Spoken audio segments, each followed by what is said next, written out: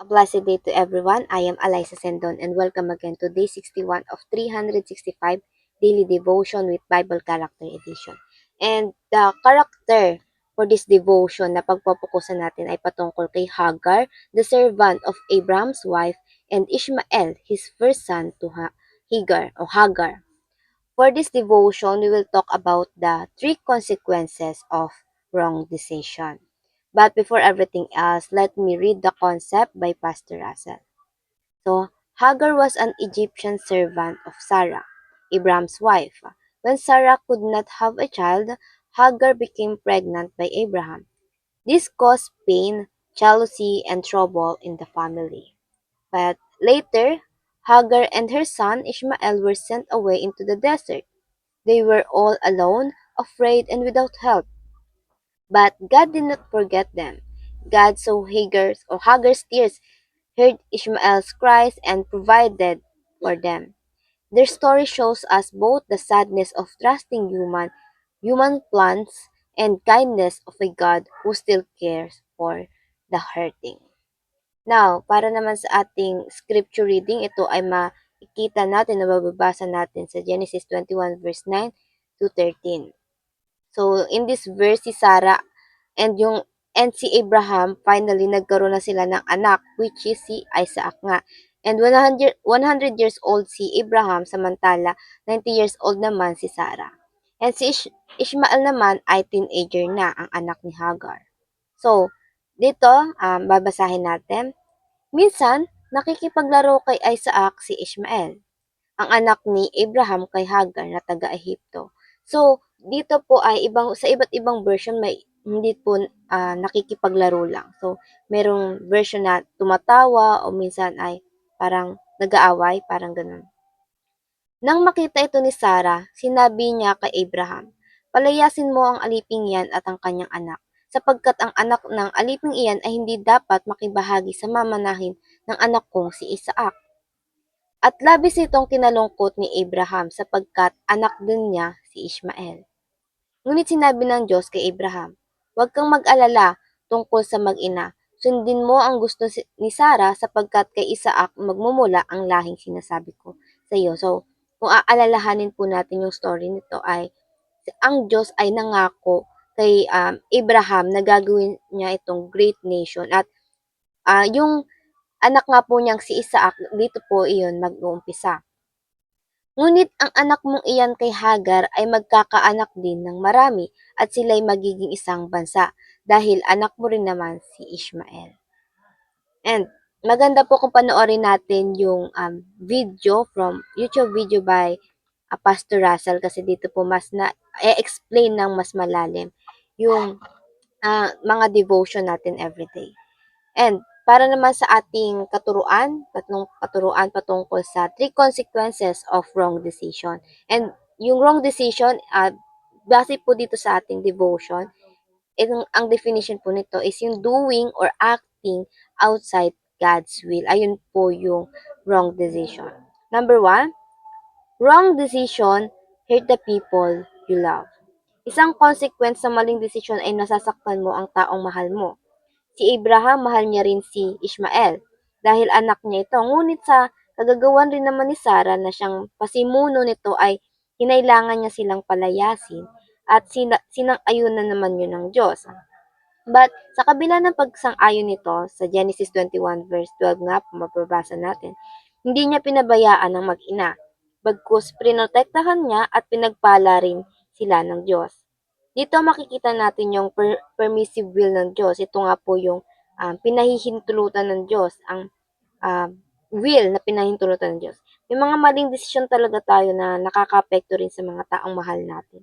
And God's allow it to happen. Hinahayain ito ng Diyos na mangyari kasi kayang-kaya niya itong ayusin, i-restore at i-redempt. Ganun ang nangyari sa story ng buhay ni Ishmael. May mga maling desisyon sila Sarah at Abraham pero mas magandang plano ang Diyos kaya hinayaan niya itong mangyari. At pangalawa naman, consequences ng maling desisyon ay yung damaged relationship. Relationship in all aspect, sa couple, sa family, sa friends, and even sa finances natin. Relationship with the money. one wrong decision, chaos will follow. And again, si Sarah, nagdesisyon siya na magkaroon ng sexual relationship yung servant niya at yung asawa niyang si Abraham. And then, nung nagkaanak naman nito ay nagselo siya. Malamang sa malamang ay maraming away rin yung naganap between them. And because they cannot wait on God's promise, they make their own way. Sabi nga ng Diyos ay magkakaroon sila ng anak. Pero ayun nga yung problema ay baog si Sarah. So they make their own way. Ginamit niya yung servant niya para magkaroon sila ng anak ni Abraham. A wrong decision, dahilan para masira yung relationship ni Abraham sa anak ni Ishmael. So, dahil nga nagkaroon na rin ng anak si Sarah ay nagselos ito at pinapaalis na doon sa poder nila si Ishmael at ay doon nagsimula yung pagkasira ng relasyon ng mag-ama si Ishmael at Abraham. At pangatlo, consequence ng maling desisyon ay yung pain and suffering. Consequence rin nito, daranas tayo ng iba't ibang pain and suffering. Sa Genesis 21 nga, kung babasahin natin yung buo, dito mababasa natin yung pain ni Abraham, pain ni Sarah na nakita niyang labis na nauuhaw ang kanyang anak na tila mamamatay na. And yung suffering na dinanas ni Ishmael mula nga doon sa pagpapalaya sa kanila nung asawa ng kanyang ama. Sa malalim na pag-unawa sa storyang ito, even Ishmael and Hagar, they commit wrong decision as well. Kaya marahil umabot sila sa pagpapalaya sa kanila. Hindi natin agad masasabi na mali agad si Sarah sapagkat kung lalaliman natin yung pag-unawa nitong verse na to, ay yung chapter nito ay marahil meron din ginawa itong sila Hagar o itong si Ishmael dahilan bakit umabot sa ganong pagdedesisyon si Sarah na sinang-ayunan din naman ng Diyos. At ayun naman po, para naman sa ating application, paano ba natin ito may apply sa ating mga buhay, kung paano maiwasan yung mga wrong decision. Number one, prayerfully ask God for wisdom and guidance. So bago ka gumawa ng mga desisyon, make sure na ipinanalangin mo muna yon. If you failed once, kung nagkamali ka na before, then it is your chance not to do it twice by always asking God wisdom and guidance. So, kahit maliit na bagay dapat ay pinapanalangin natin sa Panginoon. Kahit gaano pa kaganda yung opportunity, kahit gaano pa kaliit yung problema, dapat una nating dinudulog ito sa Diyos at hindi sa ibang tao. And kasi nasa Diyos ang direksyon. At ayun yung inaas natin sa Diyos, yung direksyon. Kaya hinihingi natin sa Kanya ang wisdom. Kung magre-rely lang tayo sa sarili nating kaalaman o yung kakayahan natin ay yung kakayahan natin magkakaroon tayo ng magkakaroon tayo or magle-lead to sa wrong decision natin, kaguluhan sa mga plano natin.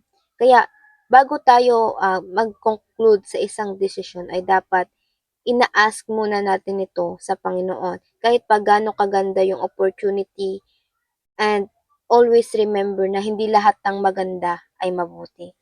At pangalawa, humbly listen to the counsel of godly people. So maging mapagkumbaba tayo. Kung kailangan mo ng advice, choose wisely where you would listen. And choose those people who listen to God first.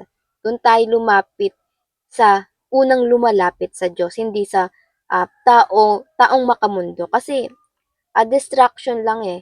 Distraction lang yung madudulot nun sa atin. Hindi sa mga taong nakikinig sa sinasabi ng mundo. And then, advise it to others. Kasi kung ganon, kung makikinig tayo sa kanila, sa mga taong ah, nakikinig sa mundo at ina-advise kung ano yung sinasabi ng mundo, ang nangyayari parang blind leading the blind. And again, choose wisely. Mamili tayo mabuti.